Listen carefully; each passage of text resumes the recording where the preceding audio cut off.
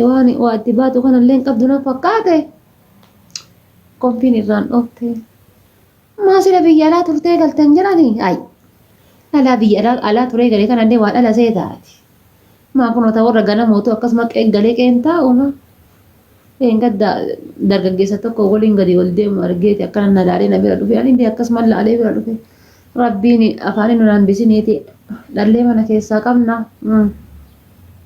ما دلان أما كبي أربع رجل هو جما نقولكم قرنا قرر بي أربع خنا نقولكم بركور قرادة دوا بر واتك فايدان كبور دلقاتي وعمل لك لفان كبو بيكي سنتين واتك فايدة كبو نجرو كنا وان دي بتن كان أو سلباجي كان بيشة بوراني للني واتك فايدان كبني أكاسي تربين ستين بدي تي ربنا وجنا ما نحب فنبر جنا ما نقولنا نوتي أما تما تنتي كنا ما هيرم تي كنا جيراني شلّاي ربي قل في جيراني قالي جراتارتي وكاسي صلاتي يا الله ربي إنه على فيسو نما اللي همني ربي إنه هادي صوتي أنت يدو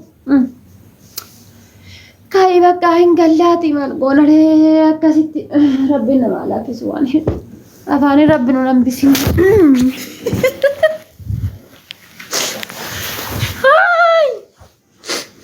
دودينا الأكبر Erga geessi deeman jira. Erga geessi deeman. Akkasii rabbinu haa dhiisu. Inni gottee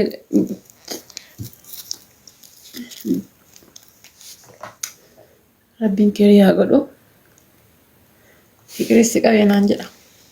Amma laasaa laatee waa'ee fikirii haasofta. Rakkadhe isinii waliin amma laasaa laatee waa'ee fikirii haasofta. Akkasii ijoollee tiyya. Kanaaf isiniin jedha shamarran keenya hamma dandeessaniin. Hamma dandeessaniin. Of qoqqoobu, of qaqqabu. Ofiif jiraachuu yaada. Ofiif jiraachuu. Dhugaa rabbii isiniin jedha ofiif jiraachuu yaada hammuma dandeessaniin jechuudha. Ammas jechuudha jaalalli tun hireedha. Nama takkaayyoo wal barattee wal dhabdanii addaan deemti. Jibba dhiiraatiif jaalala dhiiraallee baradhaa. Jibba dhiiraatiif jaalala dhiiraa ilmoo irraa ulfoofteedhaaf jaalalli jidduu tanteetiif isaati uumamu hin jiru. Jaalala jechuun tama dur wal kabajanii keessa jiraatan. Jaalala jechuun tama dur wal uffatanii keessa jiraatan. Jaalala jechuun tama dur namummaa keetiif eenyummaa kee kabajee si wajji jiraate malee ilmoo irraa ulfoofteef ilmoon isa hidha, ilmoon gad isa dhaaba, ilmoon akkas isa godha, ilmoon maalii isa godhanii irraa ulfaayan sun sabatiidhaa beektiti. Lafa bonaa irraa rooba eeggachuu. Ilmoodhaan dhiira hidhuun hin jirtu. Siigalee ilmoodhaan dhiira hidhuun hin jirtu. Gani galla kana. Ka achirraa hafe ammoo jechuudha. Kan achirraa hafe. Argitee ka achirraa hafe gaafa dhiira tokkoon adda baatan rabbumatu hiree teessa walitti hin fidin. Wallahi rabbumatu hiree teessa walitti hin fidin. Hamma dandeesse jetteen gombas kana jedhe jireenya mataa keetii jiraadhu. Innuu tidaarii biraa ijaaratee bultii biraa eegalee jira. Sawiyyee leelaa tidaar wusta alle. Abjuu biraa keessa jira inni.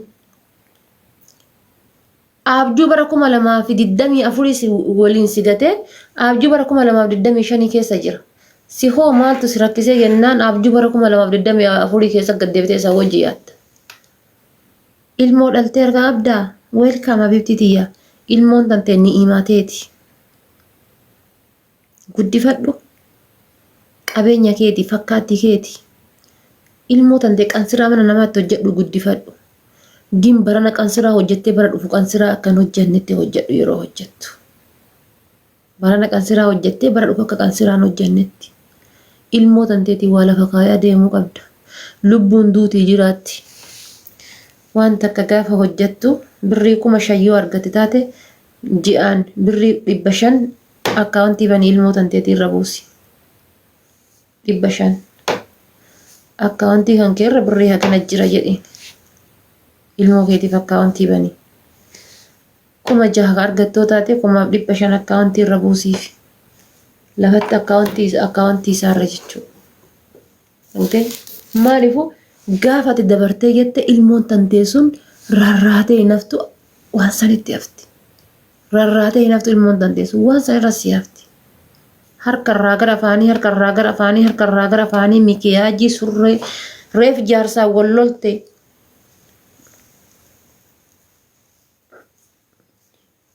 Maaltu dhufa biftiiti? Mini maxaal. Rifeensatti tan asiin gad harkifte beebii heerii baafte. Jaarsaa wal lolte kaa abbaa manaatti gadhiise bara. Amma mikiyaa jettiin lafatti naftu.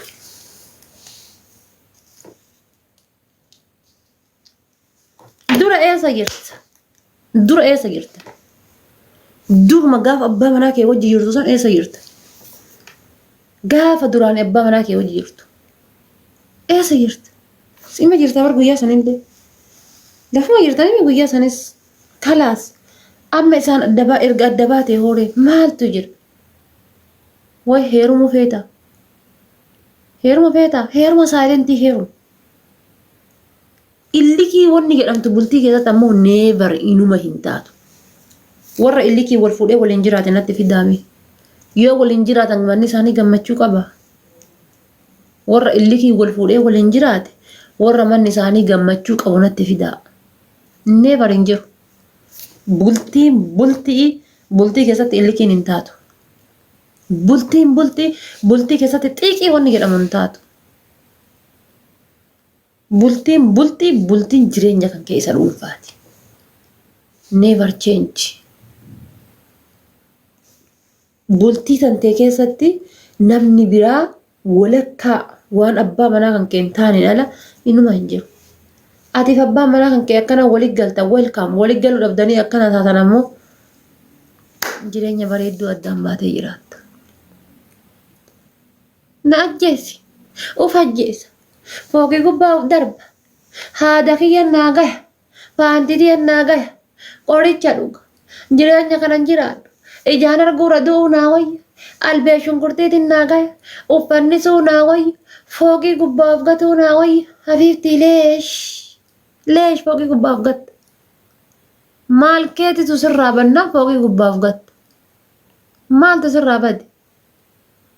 Mallaqa waggaa 5 si nyaate. Ilmoo si dhalchee si gatee jaartii biraa fuudhe meebi. Qabeenya kan keessan irra jaartii fuudhe. Maal irratti reekaate fooqii gubbaaf darbituuf? Maali?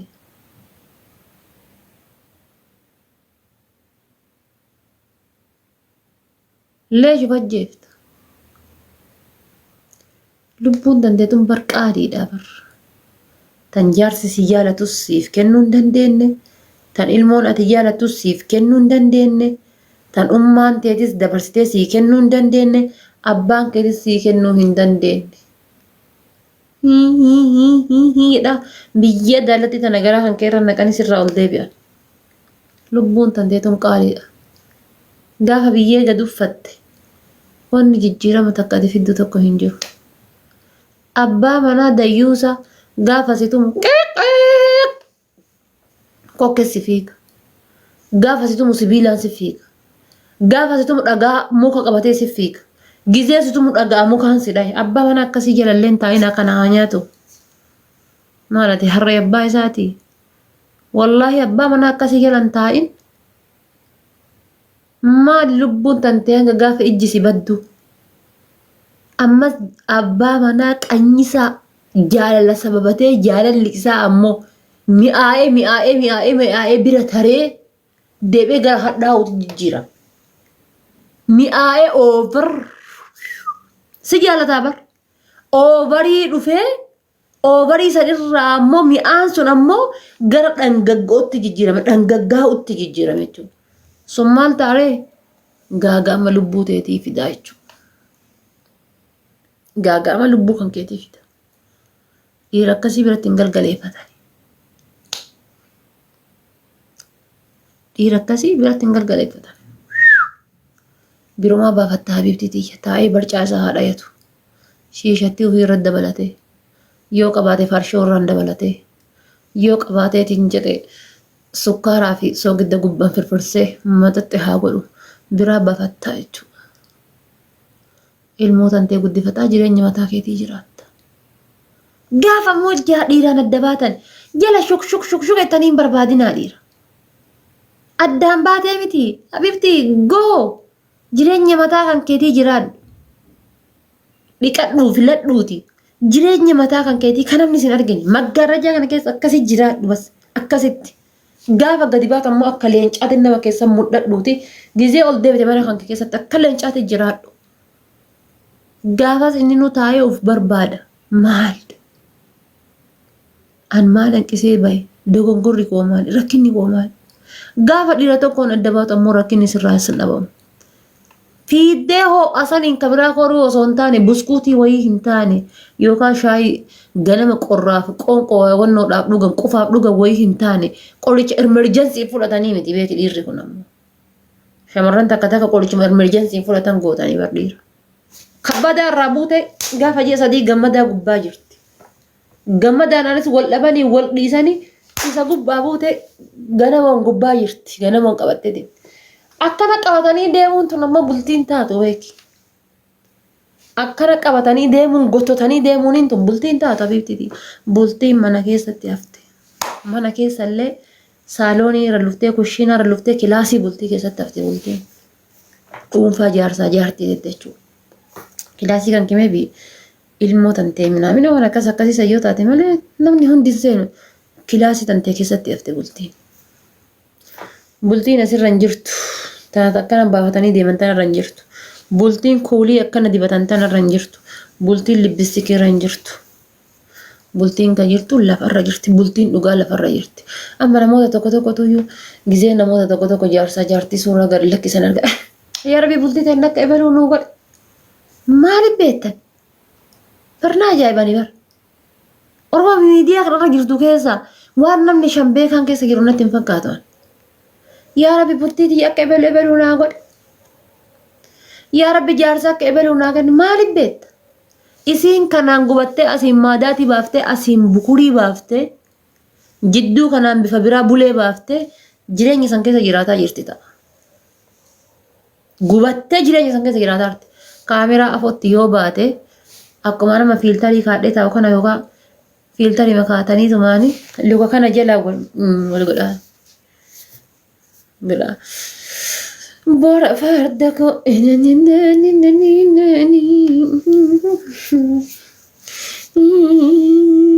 wali jedhan garaan isaanii fayyaan qabu. Kaameraa afoo jiran ka. Kaameraa afoo jiranii bar. Gizee suuraa ka'aniitiin jedhan dhufaniiti.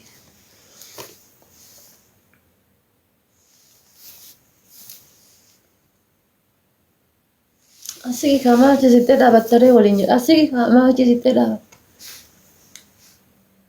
Jedhanii suuraa ka'an. Mana isaanii keessa akka itti jiran isaaniif Rabbiin qofa beeka. Jireenya akka ebaluu naa kenni maaliyyoo akka ebaluu naa kenni. Yaa Rabbi hireetii hiree bareedduu naa kenni.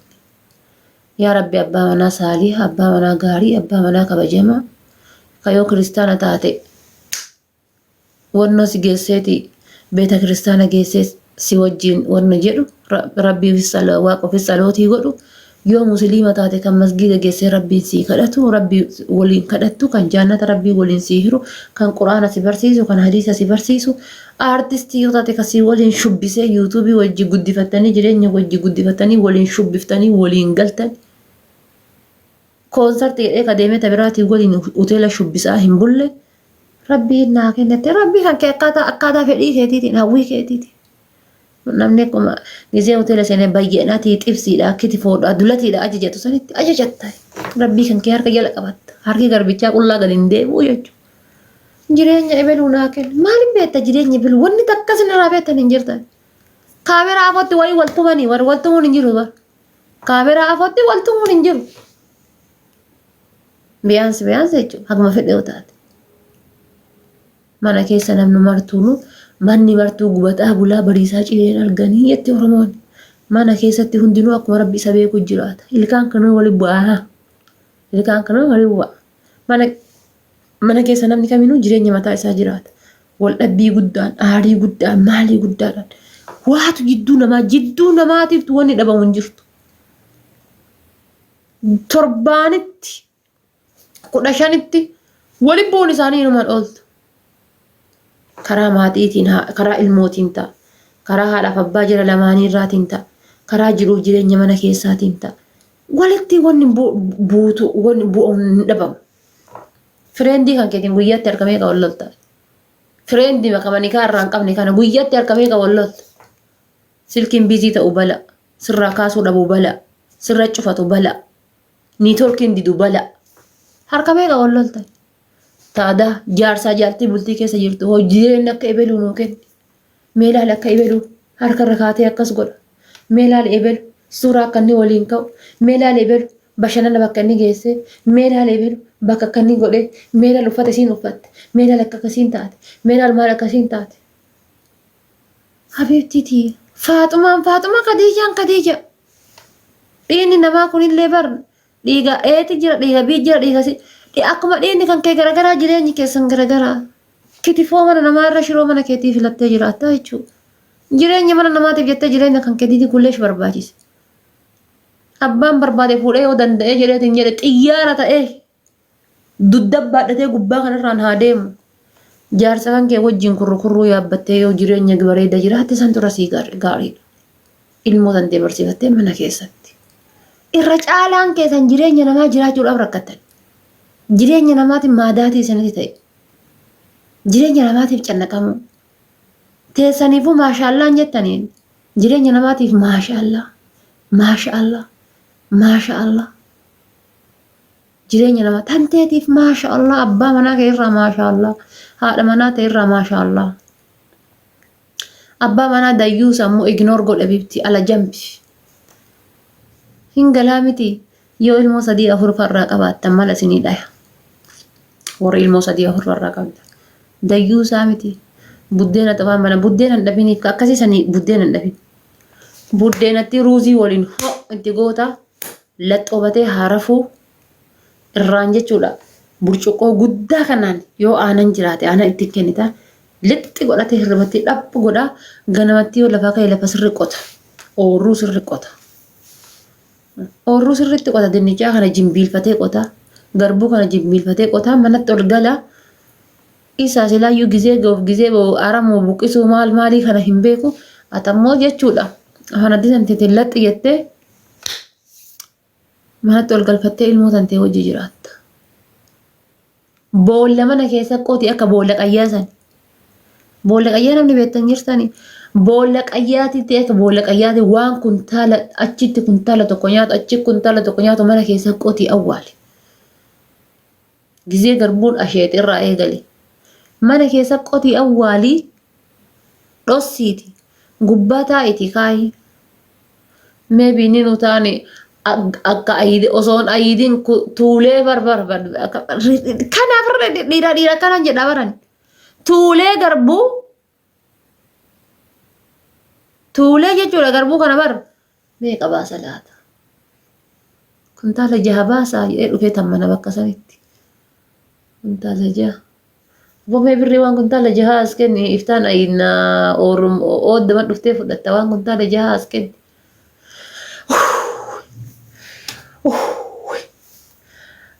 Ayo mattuun bu'e. Rabbi si haa balleessu. Badii tantee Rabbiin haa dhageessisu. Rarraatee ta'e Rabbiin haa dhageessisu. Rabbi homattuu sin buuse. Ijoollee tiyya beela'ee Rabbi daaraa si haa godhu. Rabbi kottee tantee akkas si haa godhu. Faana tantee Rabbi daaraa si haa godhu. As deebitee ta'e haa dhaban. Kiisiin tantee duwwaa haa taatu. Si hin barakatin. Cinaa qaama keetii ofillee abaraarta jechuudha. Gaafa akkasitti isa jala teettee of abaarte. Taabtaabiin teessanillee hin barakattu taabtaa bolgootanillee ilmoon garatti si dhalatullee akkasiitti guddata. Ilmoon teellee hammeenya barattu. Abbaa manaa kan kee jechuun cinaa qaama kan keetiitti of abaaraa jirta. Jireenya kan kee abaaraa jirta jechuudha. Firaashi marra teette ka cinaa tokko abaaraa cinaacha kan kee cinaa tokko abaaraarta jechuudha. San godhuu irraa disemannee akkasii uttonna dhusan ittuma sittee fuula haxoofte galgalatti gaafa inni garbuu haamurra ittuma sittee jalatti akkana gooname osoo akkana goonee maal jetta osoo akkana goonee maal jetta cinaarraa dhoositee bar osoo akkana goonee maal jetta osoo akkana goonee maal goonee akkas goonee maal jetta. Amma rakkoon keessan maal inni? Rakkoon keessan rakkoon dubartoota teennaarra caala. Yoo waargaa qabaattan haga dhiiratti akkana gadi gootanitti isinitti hin tolu. Habiibti garii akkana godhadhu mallaquma tanaa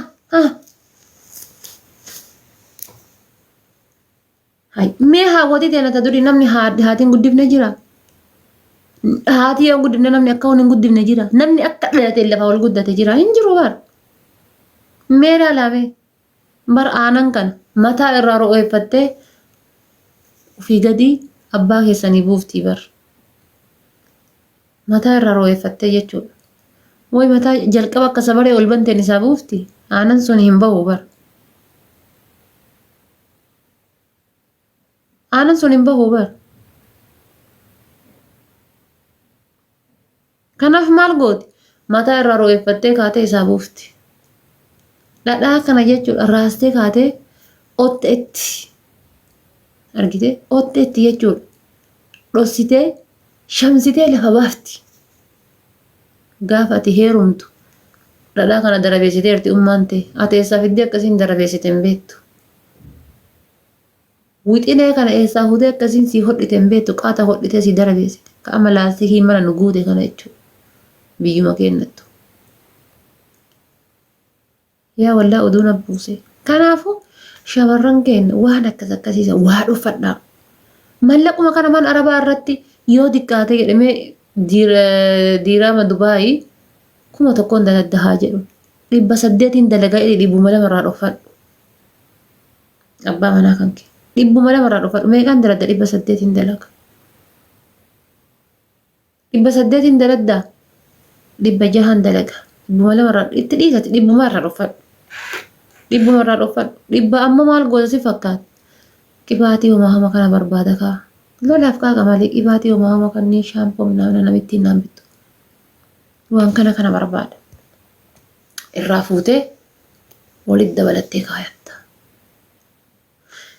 Lubbu heelo kajet birrii yoo dhuftee fuutaree namitti hin damoo sana kennite birrii 1,000 bar namitti itti naa dabaltee bar birrii haganallee haadati argettee itti naa dabaltee. Kottu ka lubbu kottu fuudhii ergi kaati bajaajii ergi makiinaa taaksii ergi ka kottu fuudhi. Birrii biraazarii maazarii biraa warra kenna biraa qabu sanillee obboleessi kan akka dhaqee fuudhu ishii biraazarii itti ergi dhaqee haa fuudhu. Lafa sanillee maqaa kan keetitti maqaa maatii keetitti haa deebisanii. Maan naa godha maqaa isaaniitti taa'ee boru gisee galina waakkachuu iyyuu danda'ani. Akka isaa godhanii akka biraazariin akka dhaqee irraa fuudhu godhi ishii. Gaaf kan biraazarii saniif dhaqanii wannoo saniif dhaqanii birrii saniif dhaqanii maatiin kan kee lama wal lola. Obboleessi isaa dhaqee as kennaa kan jedha obboleessi kan kee maaf kennina jedha. Bala maatii lamaa walitti naxxe akka sargii waliin dhandhe boo'ee waliin dhandhe goote. Maatu si yaayyaa meeqa keessantu rabbii jedhaati meeqa keessantu jaarsa qabdanii miti baga rabbi isinii godhe biyya arabaa keessa jirta. Meeqa keessantu manuma magaalaa bittan maqaa keessaniif maqaa jaarsa keessaniitiin qabdan. Meeqa keessantu maqaa jaarsa keessanii maqaa akkaawuntii baankii bantan kana meeqa keessantu nama lamaa waliin banatee dalagaa jira. Bar biyya Ameerikaa tana keessa yoo argitan mee kun diyaaspooraan jala kana jirti inni kijibdi naanaa jettu bar. Biyyuma Ameerikaa tanatti biyyuma faranjiin diqaalaa nama jala guddiftutti jaarsaaf jaartiin akkaawuntii walitti qaban. Wanni inni kophatti godhu jiru wanni isiin kophatti gootu hin jirtu. Akkasitti jiraata. Meeqa keessantu akkaawuntii jaarsa keessanii waliin banattanii qabdan. Meeqa keessantu mallaqa kan kee danfa kee haga daladde beekta. Heerumuun rakkoon qabu bar. Heerumuun rakkoon qabu. Rabbiin waan tana luka lamaan jidduun nu uume dheebuu dhiiraa nutti buuse. Argitee?